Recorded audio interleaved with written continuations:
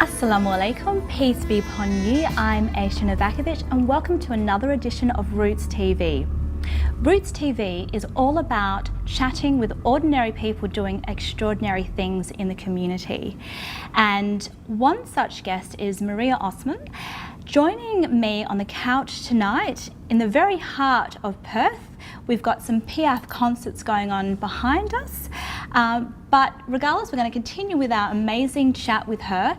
Now, anyone who knows a little bit about Maria Osman will be left in no doubt as to her incredible depth of passion and commitment to her work in the community. Maria has played many roles in the community. She's occupied many senior positions in different sectors at the state and national level. These include being the Executive Director of the Office of Multicultural Interest, as well as the Director of the Office of Women's Policy. She's also worked in universities. She's received numerous awards. She's recently been appointed as the Australian delegate to the 59th session of the United Nations Commission on the Status of Women in New York. In 2012, she was given the award of National Living Legends Award, given to the top 100 most influential Australian or African Australians rather, in Australia, and she's received numerous awards for her contributions to multiculturalism. So no doubt she is very passionate about her work in the areas of anti-racism, human rights and women's issues in general. So I'd like to say welcome to Maria, joining us here on the Roots TV couch. Thank you, Naka. I'm very, very excited to have you for a bit of a chat. We have lots and lots of things to talk about. Tell me about this recent appointment to the United Nations, and you're about to leave to New York. So how did you get involved in that? It's a great opportunity to represent Australia. I am an Australian, and by choice I'm an Australian, which is fantastic. And I was appointed after a process of interviews, so it's a merit-based selection. And there are two delegates. There's myself and Kimberly Abbott, who's based in New South Wales, and we'll represent the non-government sector at the United Nations. And we leave for New York next week with the delegation. And the Honourable Michaela Cash, who's representing the Prime Minister, Tony Abbott, is leading the delegation, and other dignitaries are part of that delegation. So I feel incredibly honoured, lucky, and I have to pinch myself every day to think this is an incredible opportunity. Okay, well, let's go back a little bit. Now, when I first met you, that was through our work in the community, and we also ended up sitting on the same steering committee on anti-racism that was chaired by the former Premier Jeff Gallop. And since then, you've remained engaged in the work of anti-racism and engaged with the community.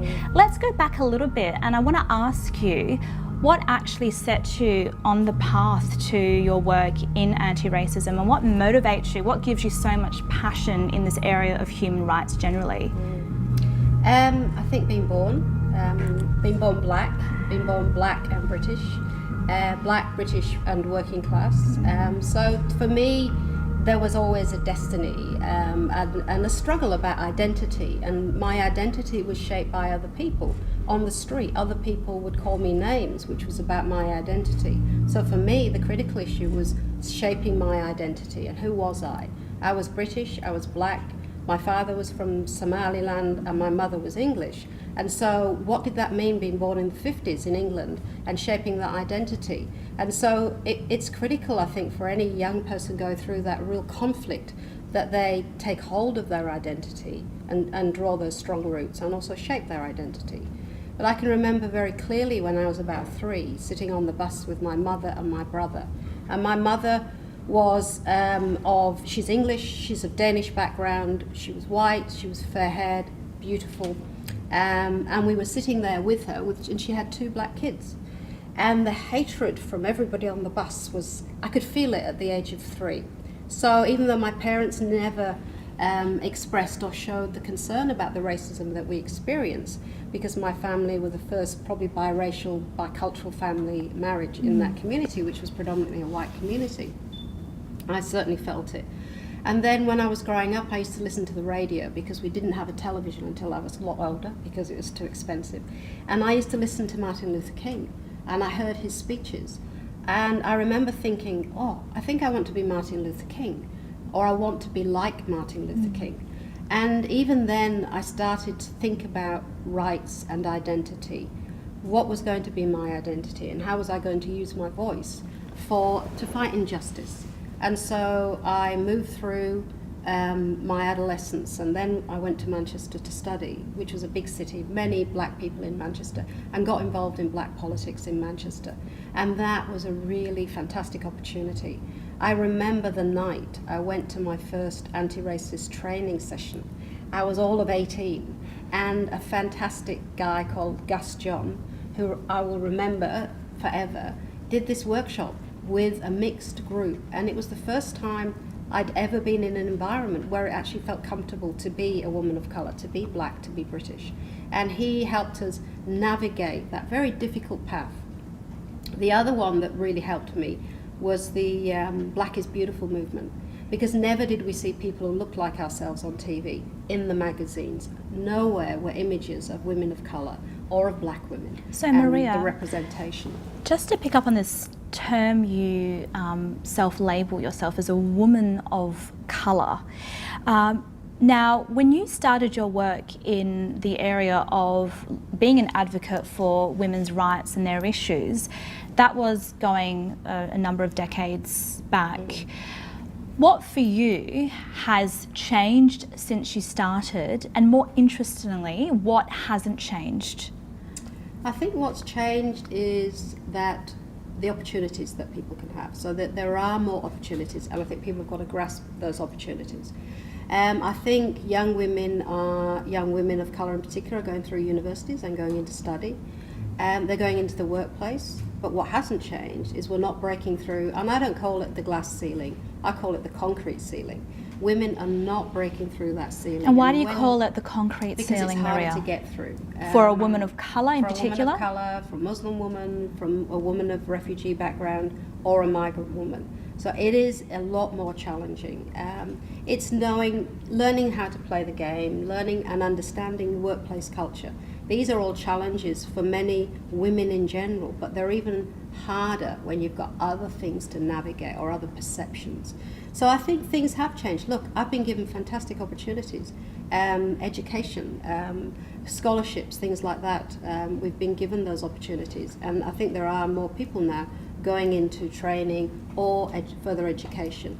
But I don't think that we are seeing women in senior roles. And the saddest thing, I think, is that when we see wonderful women like yourself and other women achieving, we're not seeing that celebration, and we're certainly not seeing it very visible. I think other women are taking the centre stage, and get much more credit for what they do. And I meet women daily who are doing incredible things at the grassroots. We all know Sister Rakia Ali Hassan. She has worked 24/7, 7 days a week for decades. She is a pretty amazing, diligent woman, absolutely. But do we celebrate her? The community celebrate her, but the wider community needs to celebrate her. So I think that what we've got to do is make sure that all the things that we're doing is acknowledged by the wider community. And whether we like it or not, I think there's still a view that women of diversity, or migrant women or refugee women, occupy that space. We don't. We occupy all the spaces, and I think we need to acknowledge that we are participating in mainstream society and celebrate that and acknowledge that as well. Okay, so let's talk about occupying that space and being in senior positions such as yourself. You're one of the few women, I remember in a previous conversation you referred yourself to one of the most senior women of colour in the state government, vis-a-vis through your roles as Executive Director of Office of Multicultural Interests and Office Women's Policy. What was it like being in those positions? What was that experience, and what kind of challenges did you come across? I think before I talk about the challenges, I just want to say that I think the act of speaking is transformative, and we have a voice, women have a voice. And I don't proclaim to speak on behalf of all women of colour or migrant women or refugee women. but I want to use my voice to speak against injustice. So I think it's important that I share that.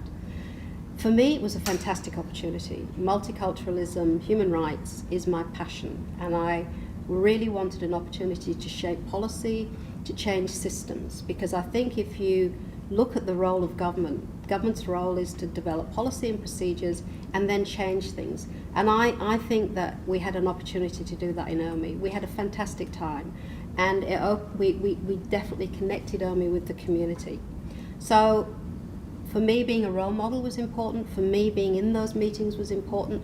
When I went out to the community, the greeting I got from different people in the community was very positive. So the community were very supportive of the work that we did.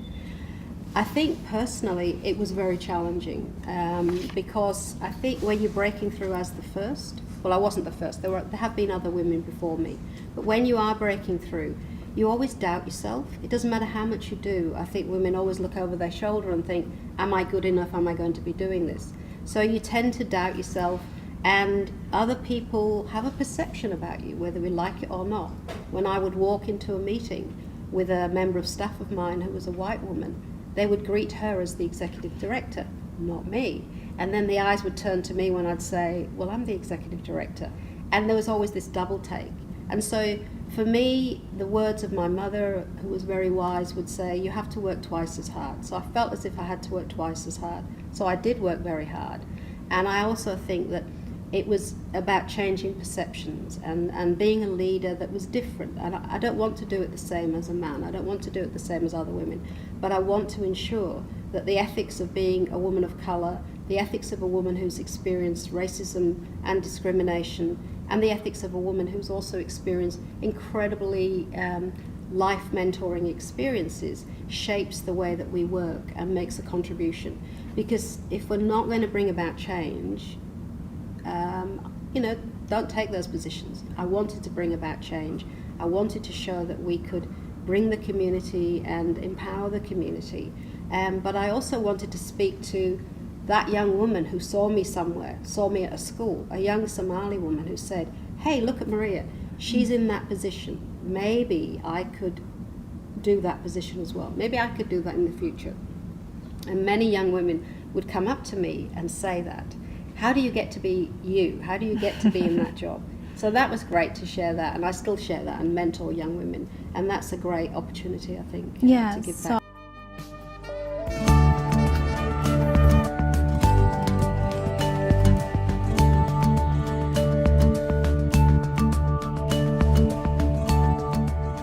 Froggy Tuition Centre specialises in English and Maths tuition for students in kindergarten all the way up to Year 10. All our programs are aligned with the New South Wales Board of Studies syllabus outcomes. We firstly assess your child to discover their strengths and weaknesses in order to help them in the areas they require a boost in, and then take them to the next level in those topics which they already understand. In an average school classroom, there is often one teacher for up to 30 students, which unfortunately makes it difficult to give full support to those students who need it. Our classes are designed as small group sessions, covering both literacy and numeracy modules, which allows for quality teaching to take place. There are numerous benefits of group tuition, which include students being exposed to a wider range of ideas from peers which they may not have thought of themselves. It promotes a healthy, competitive environment from like-minded students wishing to achieve their best. It replicates a school environment, but on a more manageable level. And we also offer one-on-one tuition. Over the years, we've gathered a wealth of resources which our students can access.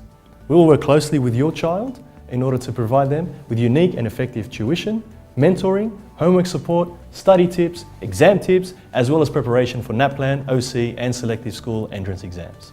Our simple explanation of concepts would mean your child will finally understand how to solve those complex maths questions, as well as improving their grammar, reading and writing ability. Our enthusiastic tutors provide constant feedback so you know exactly how your child is progressing.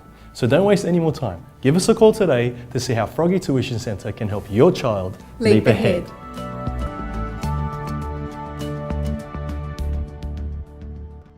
Assalamu alaikum. This is a short demonstration of how MCCA's AMLAC works. Meet Abdullah and Aisha. Abdullah and Aisha are planning to buy a home, the great Aussie dream.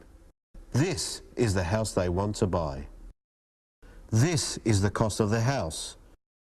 And this is how much they have. How can they purchase it? They could go to the bank. Borrowing on interest, apart from being unethical, is prohibited by Abdullah and Aisha's faith. What can they do? MCCA offers a solution with AMLAC, Sharia-compliant home finance. MCCA buys their home and rents it out to Abdullah and Aisha. Over time, they are renting to own. They now welcome a baby boy named Ali. So now they own the house they've always wanted without having to go against their beliefs. So you see, it pays to stay with MCCA.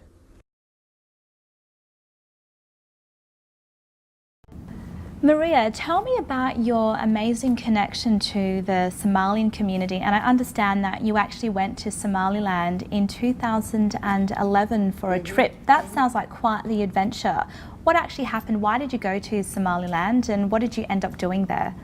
It had always been a dream, and when my father left Somaliland in the 40s to fight, he went to Britain and he fought for Britain in the Second World War.